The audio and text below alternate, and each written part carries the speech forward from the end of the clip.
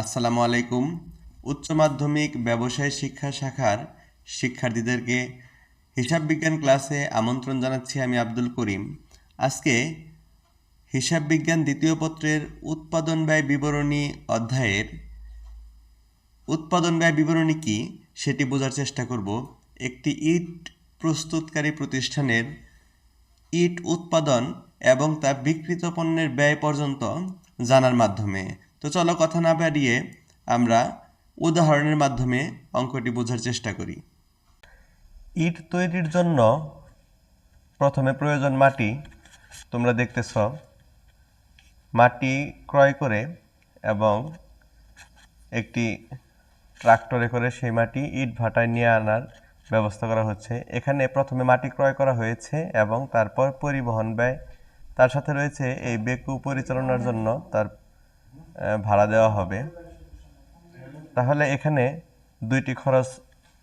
তিনটি খরচ হবে। একটি খরচ হচ্ছে মাটি ক্রয় অর্থাৎ কাঁচামাল ক্রয়, তারপর রয়েছে পরিবহন এবং মাটি কাটার ভাড়া। তো এই সবগুলো মিলে আমরা কাঁচামাল ক্রয় হিসেবে দেখাবো এবং ক্রয়ের ভিতরে সবগুলোকে যোগ করে দিব।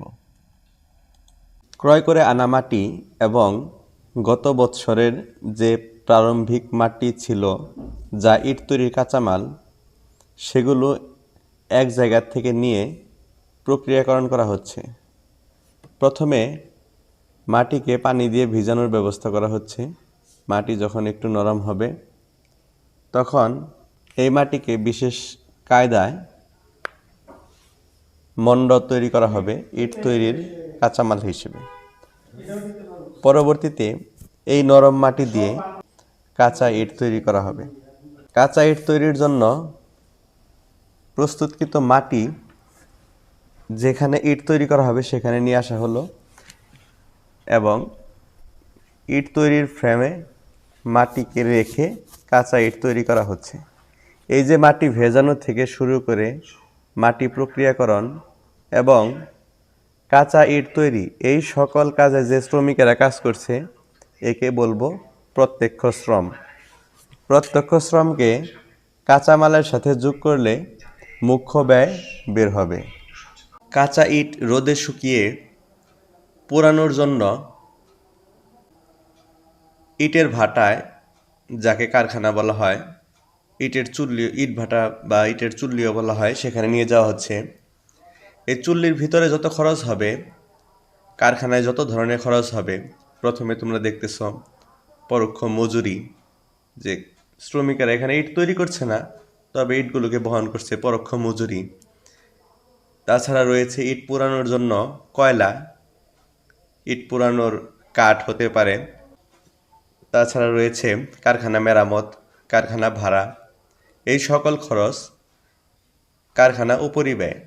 ইট পুড়িয়ে কারখানা থেকে বের করা পর্যন্ত যত ধরনের খরচ হবে সবগুলো খরচকে কারখানা উপরিব্যয় হিসেবে গণ্য করতে হবে।